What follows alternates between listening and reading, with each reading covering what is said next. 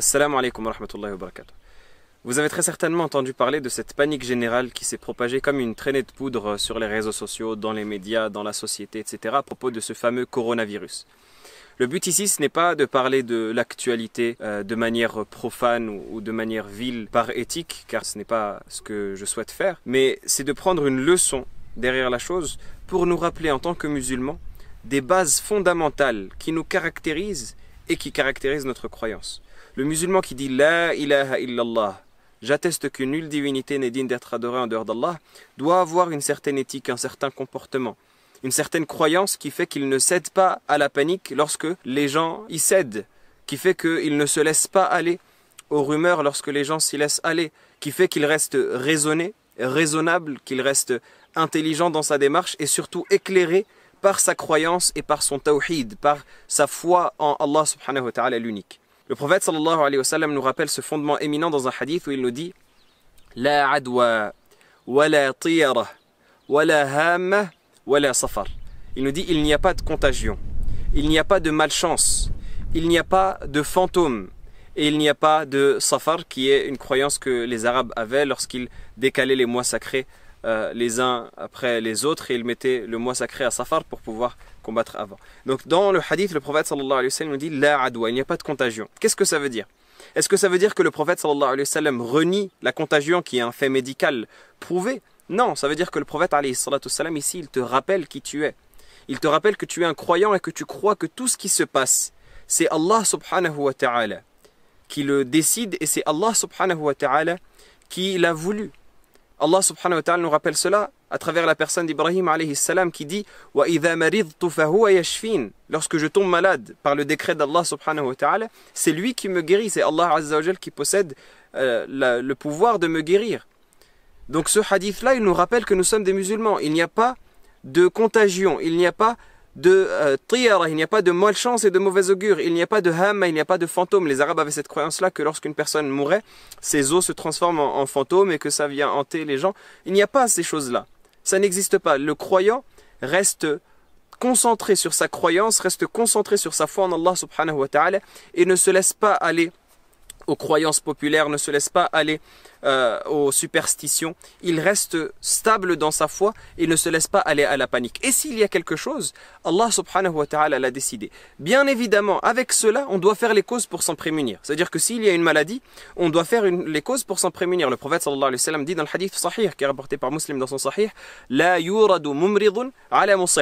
Qu'on ne mette pas des bêtes malades avec des bêtes en bonne santé. Et d'ailleurs, dans le premier hadith qu'on a cité précédemment, lorsque le prophète sallallahu alayhi wa sallam a dit il n'y a pas de contagion, eh bien un des bédouins lui a fait la remarque.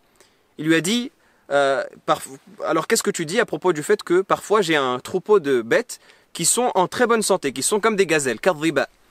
Mais lorsque je mets dans ce troupeau-là de bêtes une bête qui est malade, eh bien la contagion se propage et toutes mes bêtes deviennent malades. Qu'est-ce que tu dis à propos de cela si tu dis qu'il n'y a pas de contagion? Le prophète sallallahu alayhi wa sallam lui a expliqué le but derrière sa parole.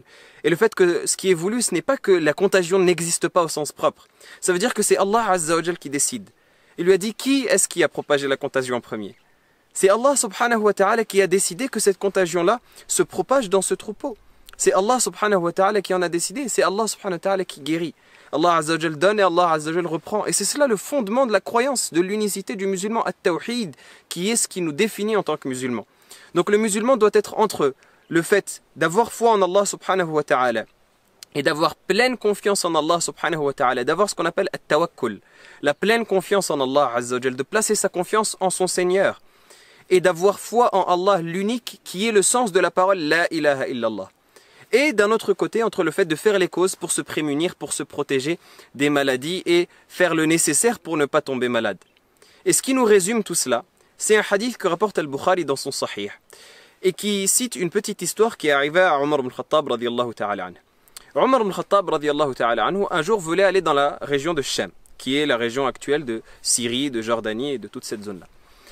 Omar ibn Khattab radiyallahu ta'ala anhu se dirige donc de Médine vers Sham quand l'intercepte un groupe de compagnons qui étaient dans la région du Sham, à leur tête Abu Ubayd ibn al-Jarrah, qui vient dire à Omar al-Khattab radiyallahu ta'ala anhu, fais attention, ne va pas au Sham car la peste s'est répandue. Et à cette époque-là, il y a une peste qui a touché les gens du Sham qui s'appelait Ta'oun Amwas. C'est une peste très connue dans l'histoire qui a fait beaucoup de dégâts et qui a tué beaucoup de gens. Et la peste donc s'est répandue dans cette zone. Les compagnons sont venus avertir Omar ibn Khattab radiyallahu ta'ala anhu pour lui dire ne va pas dans cette zone-là. Donc Omar ibn Khattab radiyallahu ta'ala anhu a voulu consulter le groupe de compagnons qui était avec lui. Il a appelé tout d'abord les Muhajirin, qui étaient les Mécois qui avaient émigré à Médine, les premiers qui avaient émigré. Il les a appelés, il leur a demandé leur avis.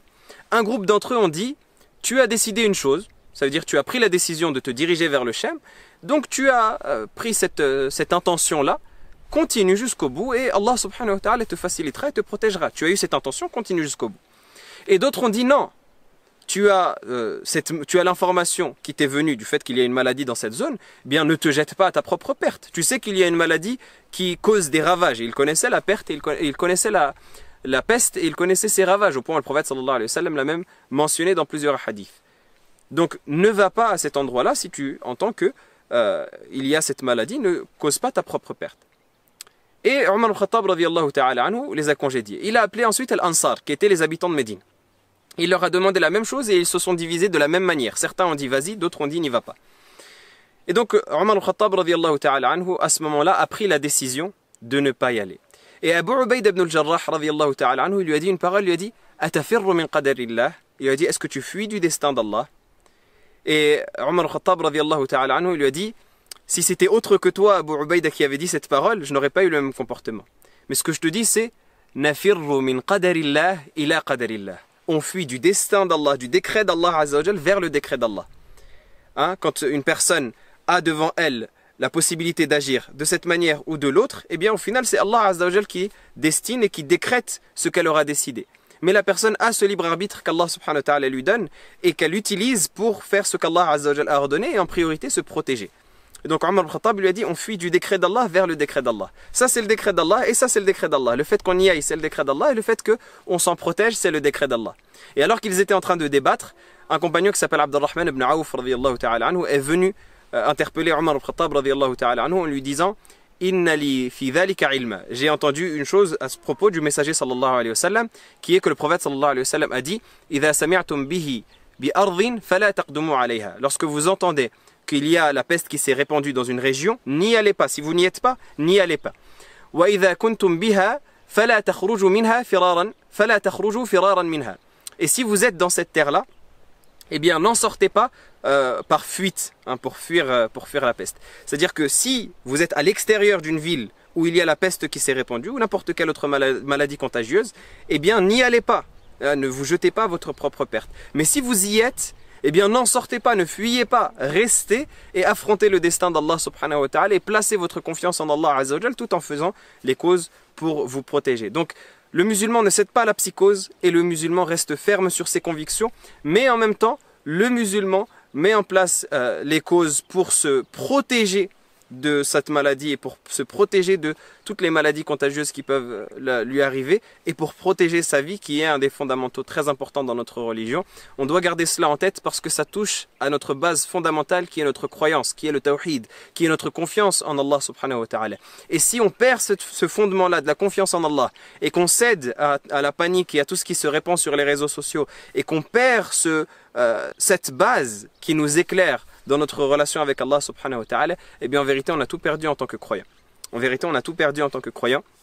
Donc on doit rester concentré sur notre confiance en Allah subhanahu wa ta'ala tout en faisant les causes. On demande à Allah azza wa jal qu'il nous préserve de tout mal et qu'il nous accorde de la pleine santé. Wallahu a'lam. Assalamu alaikum wa rahmatullahi wa barakatuh.